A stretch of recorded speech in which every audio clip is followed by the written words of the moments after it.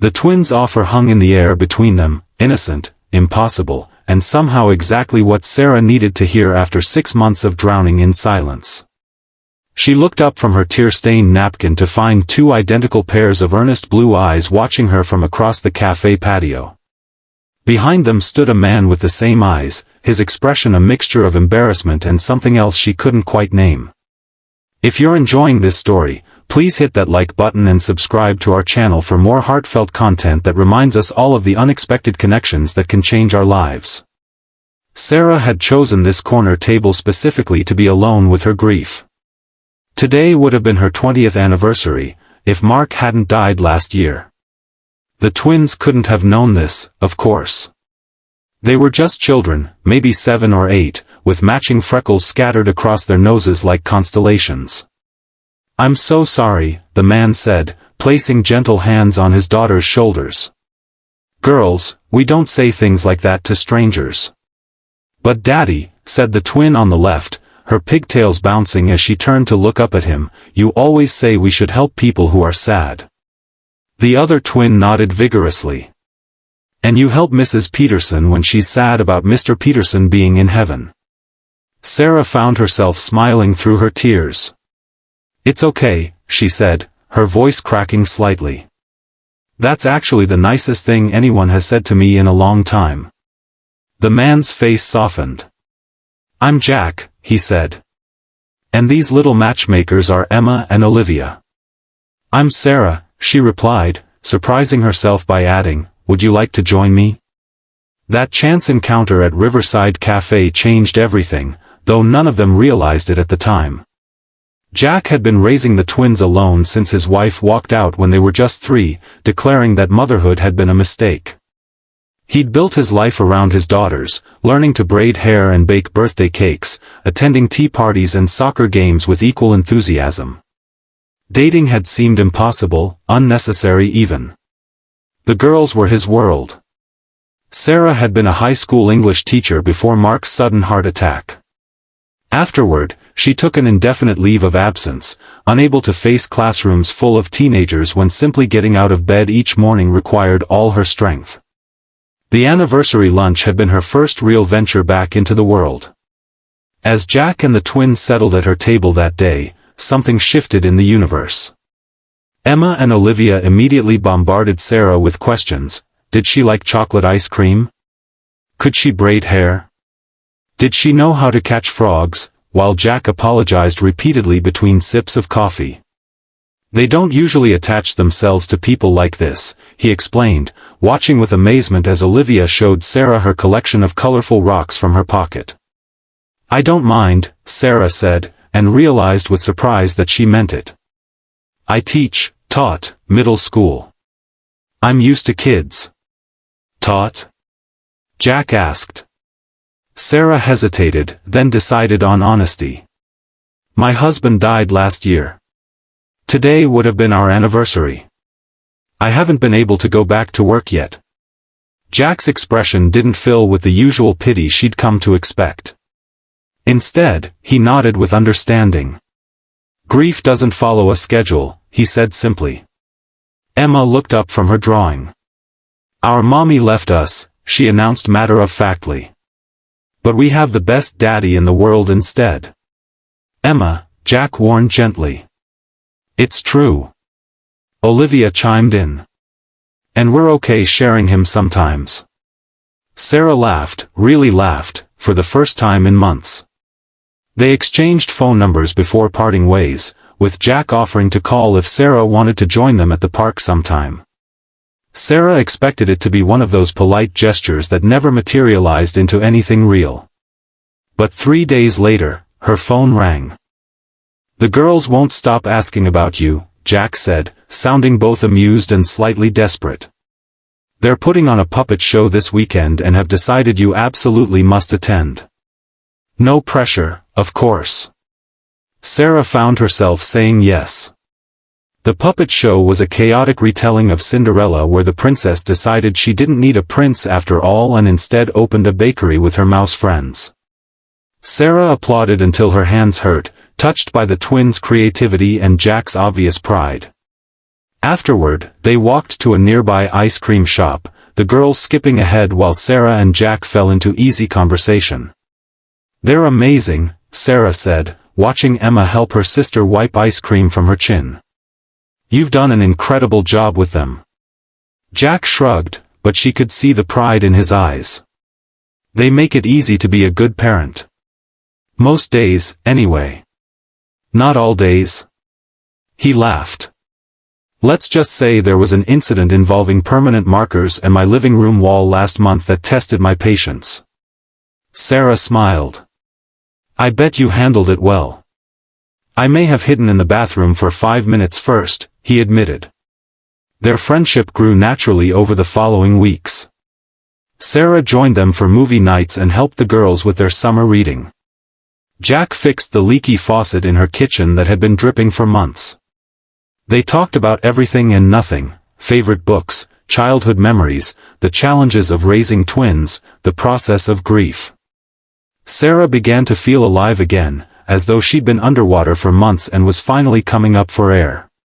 The weight on her chest eased, allowing her to breathe more freely. She found herself thinking about returning to teaching in the fall. But complications arose, as they always do. 3 months after their first meeting, Sarah arrived at Jack's house for their weekly dinner to find him pacing the kitchen, his face drawn with worry. "What's wrong?" she asked, immediately concerned. "My ex-wife called," he said, his voice tight. "She wants to see the girls." Sarah's heart sank. "Oh. She's never shown any interest before. Not a single birthday card or phone call in 4 years." He ran a hand through his hair. "I don't know what to do. The girls barely remember her. What does she want?" "She says she's changed. That she regrets leaving and wants to be part of their lives." Jack looked at Sarah, his eyes troubled. "What if she hurts them again?" Sarah chose her words carefully. "You can't protect them from everything, Jack. But you can be there to help them through whatever happens." The twins bounded into the kitchen then, throwing their arms around Sarah in greeting, and the conversation was put on hold. Later that night, after the girls were asleep, Jack and Sarah sat on his porch swing, a comfortable silence between them. "I'm scared," Jack finally admitted. "Not just about Melissa coming back into their lives. I'm scared about us, too." Sarah turned to look at him. "Us? The girls adore you." He hesitated. "I care about you, Sarah. More than I expected to. But I'm terrified of messing this up. Of someone else leaving them. Leaving me." Sarah took his hand. "I'm scared too," she confessed. "After Mark died, I never thought I'd feel anything for anyone again. I didn't want to. It felt like betraying him somehow. And now? Now I think maybe there's room in a heart for more than one love. Different, but no less real." Jack's ex-wife's reappearance complicated everything. Melissa wanted to take the twins for weekends, to make up for lost time. The girls were confused and excited and apprehensive all at once. Jack was a mess of conflicting emotions: anger at Melissa for abandoning their daughters, fear that she might hurt them again, guilt that part of him wanted her to stay away. Sarah tried to be supportive without overstepping. This wasn't her family, after all. But as the weeks passed and Melissa became a regular presence in the twins' lives, Sarah found herself pulling back, unsure of her place. "You've been distant," Jack said one evening when he called. "The girls were with Melissa for the weekend." "I didn't want to intrude," Sarah replied. "This is family stuff." "You're important to us," Jack insisted. "To me. But I'm not family, Jack." The silence that followed was heavy with unspoken words. "What if you were?" he finally asked. Sarah's heart stuttered. "What?" "I'm not proposing," he clarified quickly. "Not yet. But I need you to know that's where my heart is heading. If yours is too." Tears filled Sarah's eyes. I never expected this, she whispered. To find you. All of you. Neither did I, Jack said. But the girls were right that day in the cafe. Sometimes people need to be borrowed until they find where they belong. The path forward wasn't smooth. Melissa's return created ongoing challenges. The twins had nightmares sometimes after visiting her, afraid she would disappear again. Jack struggled with co-parenting with someone who had abandoned their children once before. Sarah had days when grief for Mark overwhelmed her, when she questioned whether she deserved this second chance at happiness. But there were beautiful moments too.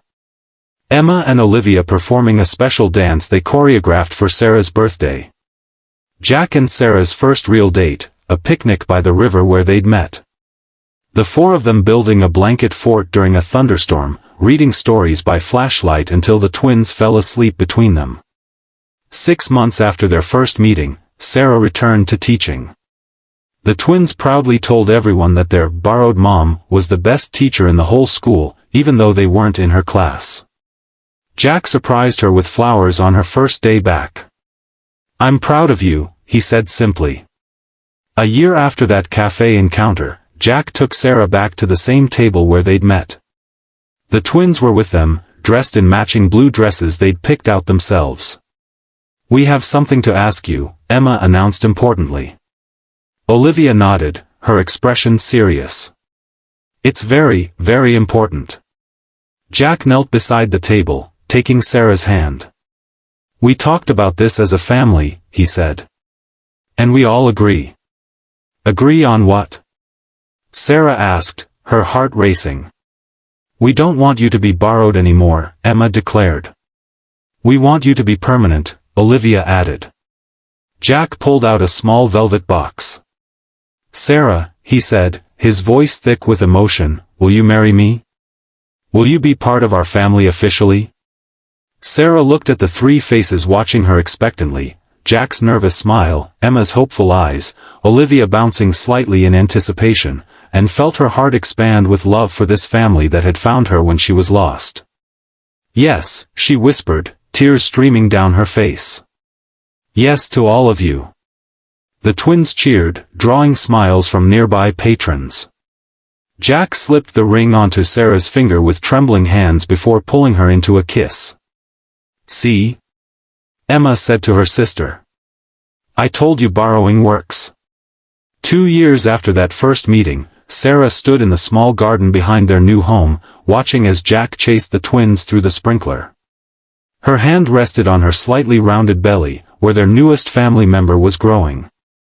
Life wasn't perfect. Melissa was still in the picture, sometimes causing drama, sometimes disappearing for months. Sarah still had days when she missed Mark fiercely. Jack still worried about being enough for everyone who needed him. But they had built something beautiful together, a family forged not from obligation or blood, but from choice. From love. From the courage to reach out to a crying stranger and offer connection.